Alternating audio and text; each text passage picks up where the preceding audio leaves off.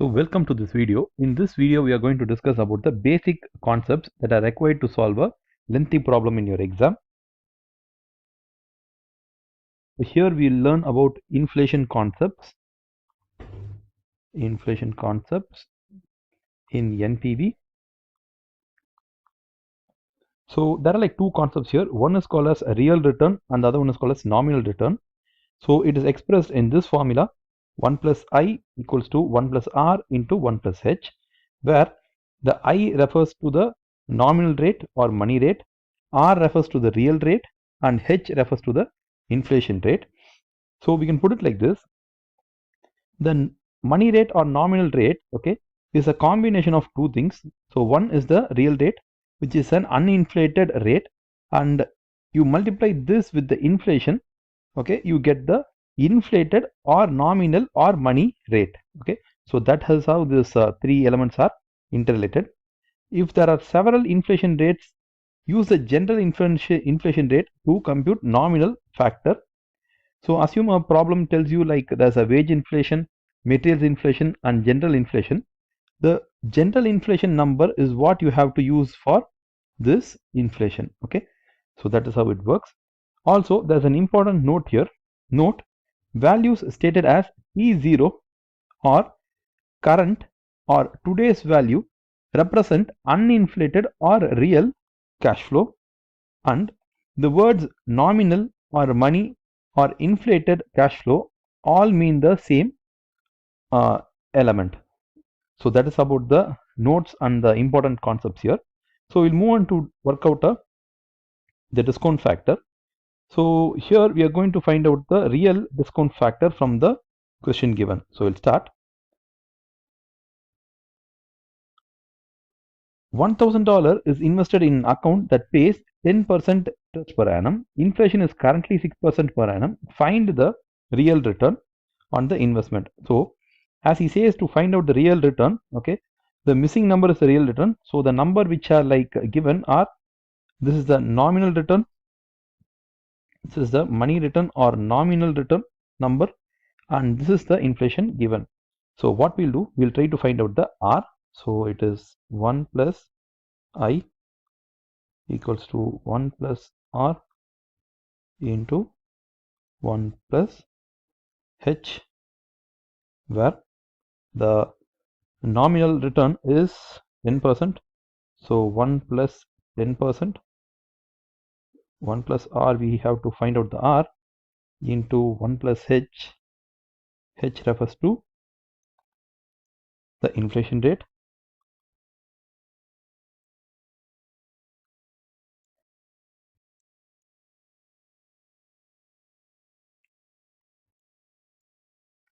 So we'll take the 1.06 to the other side. So we'll try to find out the answer. The number comes to 1.0377 equals to 1 plus R. We will take the 1 that side, so that will become minus 1. 0.0377 is the R. So we can either take this as R or 0.0377 into 100. That will be equaling 3.77 percentage. So normally the real return will always be lower than the nominal return. So if you see here, the nominal return is 10%, but the real return will be lower. So that is why it is at 3.77%. So we can also put it like this: the real return will be less than the nominal return. Okay, so that is how they are linked. We'll go to the next problem.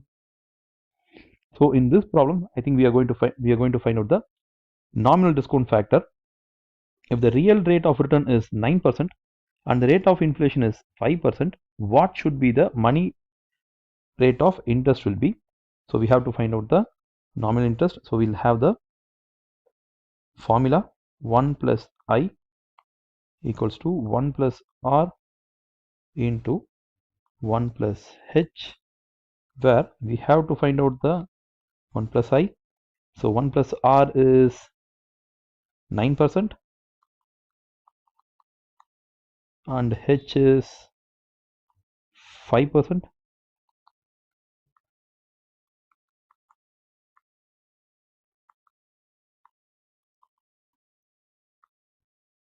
So the number will be,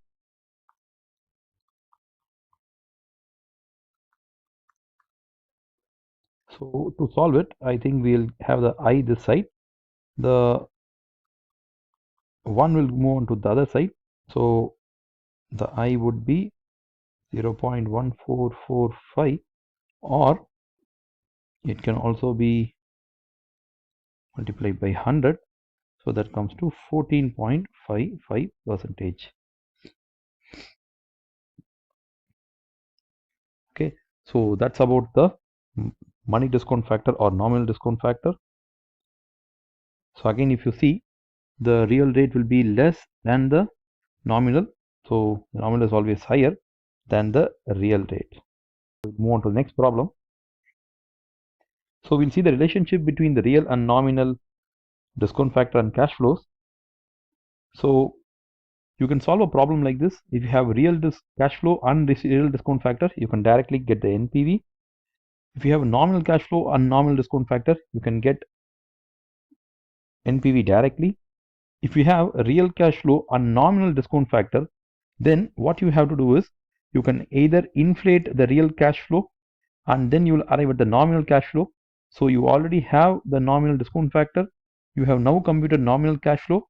With both these, you can now compute the NPV. Or there's another way. You can find out the real discount factor because you have the real cash flow. You can find out the real discount factor using the previous approach we did with this formula. Once you have got the real discount factor, then what you can do is, you know the real cash flow, it is here. You know the real discount factor, you found out here, and you can then compute the NPV. So that is about how the real and nominal cash flow and discount factors are related. So if nominal cash flow and real discount factor is given, then what you can do is you can find out the nominal discount factor, because that is the easiest approach using the formula which we did earlier. And now you will get the nominal discount factor. You would have got the nominal discount factor by this formula. So when you know the nominal cash flow and you know the nominal discount factor, you just found out it, then you can do the NPV. So however you do it, you have to get it in a common terms. Both should be in real terms or both should be in nominal terms. Then only you will get the right answer. So we'll start with the question. Discounting money cash flows and real cash flows, ABC Co is evaluating project Z, which requires an initial investment of 1 lakh. Expected net cash flows are 25,000 per annum for 4 years at today's price. So if it's today's price, means it is the 0th year price. It's a 0th year price, or in simple terms, it is a real cash flow. It's a real cash flow number. Cash inflows are expected to rise by 5.5% because of inflation. So inflation is given separately. The money cost of capital, that is the nominal cost of capital, is 15%. They want us to calculate NPV by discounting the money cash flows and discounting through real cash flows. So we'll start from the first part, nominal cash flow and nominal discount factor. So we'll use this approach to solve it. So if you look here, do we have the nominal cash flow? The answer is no. What we have here is the real cash flow. So how we'll get the nominal cash flow? We have to inflate all these numbers. Then we'll get the nominal cash flow. Do we have the nominal discount factor? Yes, it is available here at 15%. So this is available. First, our job is to get the nominal cash flows. So how we'll get it? We'll work out a NPV.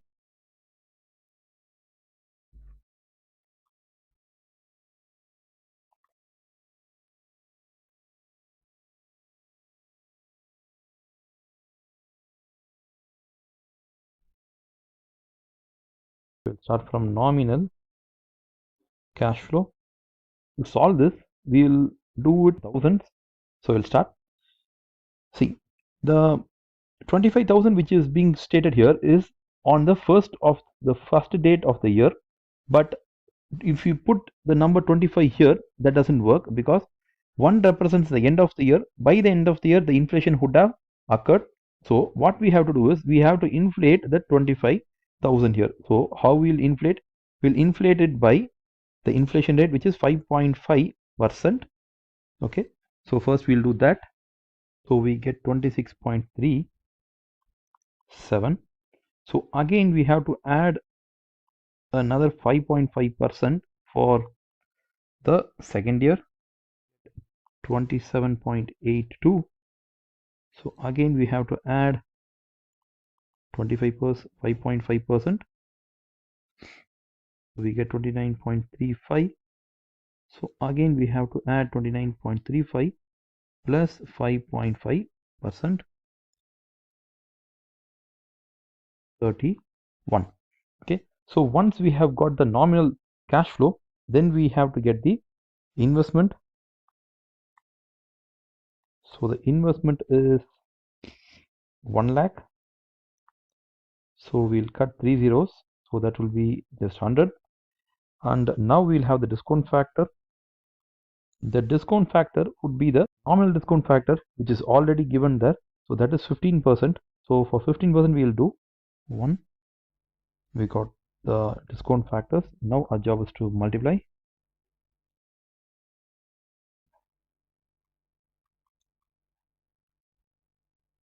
So we got the present value. We'll add all of them. Minus 19. So our NPV is a negative 19. So what we'll do is we'll also try the same problem with discounting the real cash flow. So we'll start with discounting the real cash flow.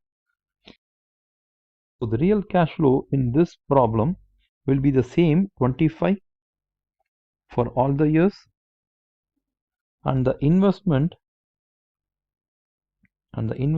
will be 100. We'll do the sum with 3 zeros or cut in thousands. So this is the format. So then we can get the discount factor at this percentage we have to find out. So then we'll get the present value, then we'll get the net present value. But in order to do this, we need to find out what is the real rate. Okay, so the real rate we will work out here. So if you take, the formula is 1 plus 1 plus I equals to 1 plus R into 1 plus H. So we have to find out what is the R. So I is 1.15, so that is the nominal rate. 1 plus R we have to find out, and 1 plus H is 1.055. So the R actually, when you solve this, comes to 9% or 0.09. So we can take the discount factor as 9, and then we can get the answer. So when you add all this number, the NPV again comes to a negative 19. So what is the concept here? So either you use the real nominal cash flow with the nominal discount factor, or you use the real cash flow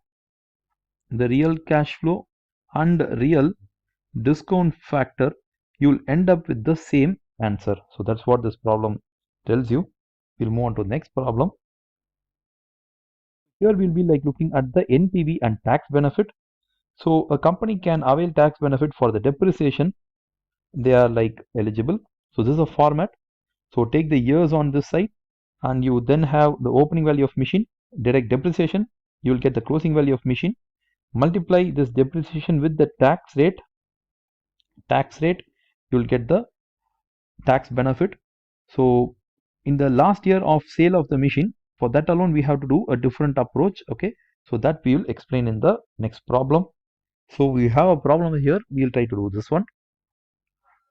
An asset is bought for 10,000 and will be used on a project for 4 years, after which it will be disposed of. Tax payable is 30%, but it is payable in 1 year in arrear. Capital allowances are available at 25% reducing balance method. Calculate the WDA. So WDA is the depreciation and the tax savings for each year if the proceeds on the disposal of the assets are 2,500. So we'll work out this problem here. So we'll start from as per the format. You start with the particulars, then you have year 1. So how many years the machine is being used? The machine is being used for 4 years. So 1, 2, 3, 4. We'll also have a fifth year. We'll have a fifth year, and we'll work out the opening asset value. So opening value of the asset we have to work out. Then we'll work out the depreciation part. Okay, so the depreciation is at 25% of the opening value. Then we'll get the closing value, and we'll also get the tax benefit. So the tax benefit is at 30%. So that has been given in the problem. So we'll start to work out. So the opening value of the machine is 10,000. We have a depreciation at 25% of the opening value. So that comes to 2,500, which is a negative one. So the closing value is 7,500. So again, for the next year, the opening value is 7,500. So what will be the depreciation? 1875. We will deduct this number from the opening number. 5625 becomes the opening number. We'll find out the depreciation for this, 1,406.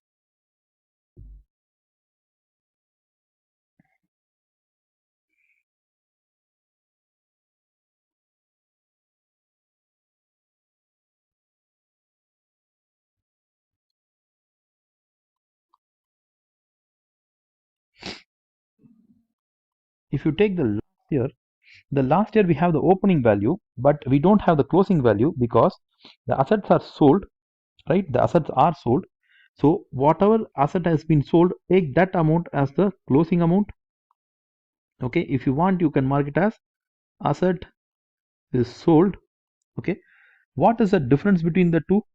So the difference between the two is 1,718. So this is a balancing figure. Okay, and this represents the loss on sale of asset. Okay, so this is a loss on asset. So this loss on asset is also similar to depreciation. So what we can do is now we can compute the tax benefit. So the tax benefit becomes 750, 562.5 here, but for the last year it becomes 515.4. So we compute the depreciation and then we compute the tax benefit. But if you see, the depreciation can be a negative number, okay, but the tax benefit is a positive number because it is a cash inflow or a tax benefit. So that is a very important concept here. And also this 750 is not going to be received on the first year because as the tax is payable in arrear of 1 year, so this tax benefit is received on not on the first year but in the second year. This is on the third year, this is on the fourth year, and this is on the fifth year. We'll move on to the next problem. If the asset is sold for 5,000, how will our answer change? So we'll look at the same numbers, but we'll change the color now and we'll try to do it. So this is not 2,500. If it's like 5,000, what would happen? So we'll work it out. So if the asset is sold for 5,000, you can see that the asset has been sold on a profit. It's not a loss, it is a profit on the sale of asset. So the balance difference 728. If you see, that is a profit for the company, but from the tax angle the company cannot claim benefit as they have earned a profit. That becomes a payable tax. They have to pay tax. So how much they have to pay? They have to pay 30% on this, and this would become 234.6. so if you look here, this 234.6 has to be paid, so it's a cash outflow. That's why we have a negative symbol here, and this will be paid on the fifth year. So this is the difference between when an asset is sold at a loss and if it is sold at a profit. So here we will see the relationship between NPV and working capital. So there are actually like two situations. So we'll start with the first situation.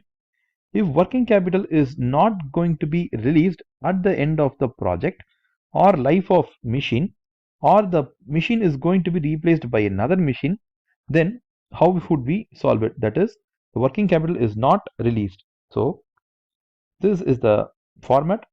Have the years on the top. Working capital invested is always a cash outflow. So the cash is never released. So this problem, we are working out this to understand how the NPV and the working capital are like related. So we'll start here. So a company expects sales for a new project to be 2,25,000 in the first year, growing at 5% per annum. The project is expected to last for 4 years. Working capital equals to 10% of annual sales is required and needs to be in place at the start of each year. Calculate the working capital flows for incorporation into the NPV calculation. So there are like two scenarios in which the working capital problem can come in. So we'll start from the first scenario. If the project is expected to continue after 4 years with a new machine, so the working capital is invested for 4 years. Thereafter, the working capital is still going to be used by the new machine. That is, the working capital is not going to be released. In that case, how should we do it? So first, we'll start. See, the expected sales is going to be 2,25,000. So that is the sales in the first year. So we'll take that number, 2,25,000. So that's going to grow in terms of 5% every year. So we'll take it as 1.05. So we got that number. We can just pull it. So these are the growth in the sales, and they say that the project is expected to last for 4 years. Working capital equal to 10% of annual sale is required and needs to be in place at the start of each year. So this first year is the end of the year. The beginning of the first year is actually the 0. So we need 10% of sales of the sales, okay, at the start of each year. So we can just drag it for the next 3 years. So this is the working capital which is required.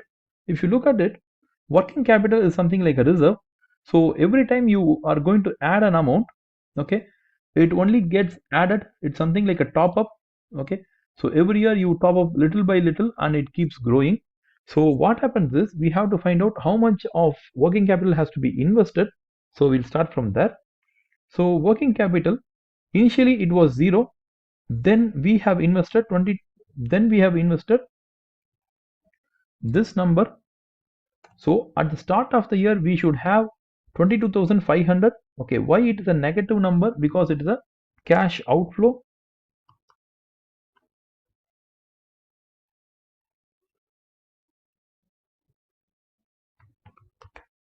It's a cash outflow number, so we are having it as a negative number.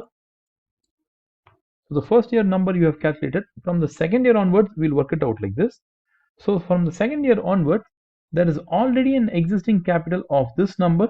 Okay, from there we have to increase it to this number. So 22,500 of working capital is already there. We have to increase it to 23,625. So only the difference is what we have to implement in the working capital. So we just have to take these numbers. So that's about it. So when you add all these numbers, you will get this last year working capital number. So we'll just try it whether it comes.